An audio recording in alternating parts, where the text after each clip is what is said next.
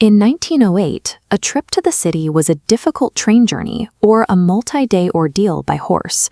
Early cars were expensive luxury items, handcrafted by teams of skilled craftsmen. Because the cars remained stationary, workers spent much of their day simply walking around the factory floor to bring parts to the workbench. The process was slow and expensive.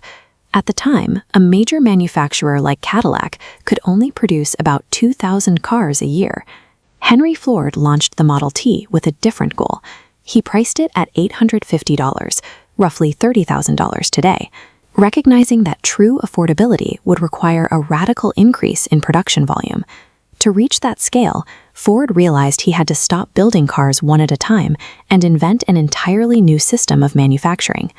In 1913, Ford engineer William Klon visited a Chicago meatpacking plant. He watched how animals were hung from a rail on the ceiling and moved to various stations to be processed. He realized that if a moving line could take an animal apart, it could put a car together. They tested the idea on the flywheel magneto.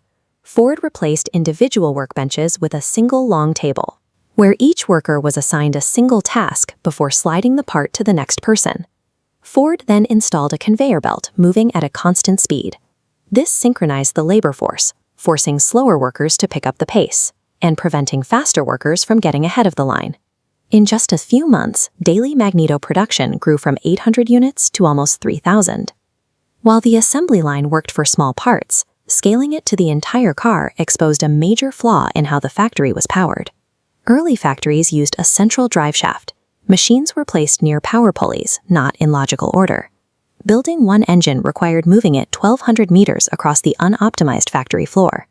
Ford made the factory electric, building a power station to run machines by cable.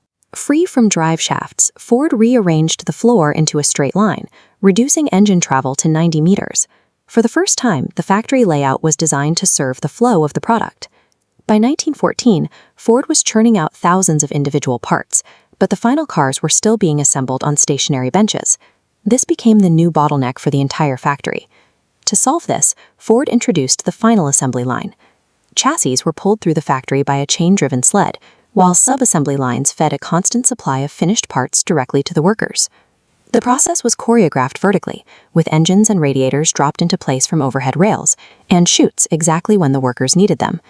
By breaking the build into 45 sequential steps, Ford dropped the total assembly time for a single car from 12 hours to just 90 minutes. This transformed the factory into a continuous, high-speed flow, moving far beyond the limits of a traditional workshop. But the relentless pace of the assembly line took a toll on the workforce. The work was so monotonous that turnover skyrocketed, forcing the constant hiring and training of new workers. Ford responded by doubling the daily salary to $5 and introducing the modern 40-hour, 5-day workweek. He wanted a rested workforce that would stay with the company, and the next day, over 10,000 people showed up to apply.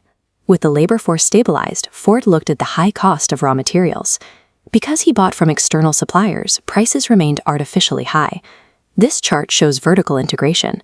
Ford bought his own coal mines, forests, and railroads. By controlling materials from the ground up, he cut the material cost per car to just $190. Ford realized that mass production required optimizing every link in the chain, from the health of his workers to the mines that supplied his steel. This graph tracks the results of Ford's manufacturing logic. By 1923, annual production surpassed 2 million vehicles, even as the price per car dropped to a low of just $260. The factory had become so efficient that a finished car was rolling off the assembly line every 40 seconds. This accessibility changed how families lived. They could now travel on their own schedule, turning what used to be a grueling multi-day trek by horse into a single afternoon drive. The principle of breaking production down into a synchronized flow eventually moved beyond the automotive world. It became the foundational logic for standardized high-volume production, creating the framework that allows modern appliances and electronics to be manufactured at a global scale. Henry Ford didn't just build a cheaper car, he engineered the blueprint for the modern industrial world.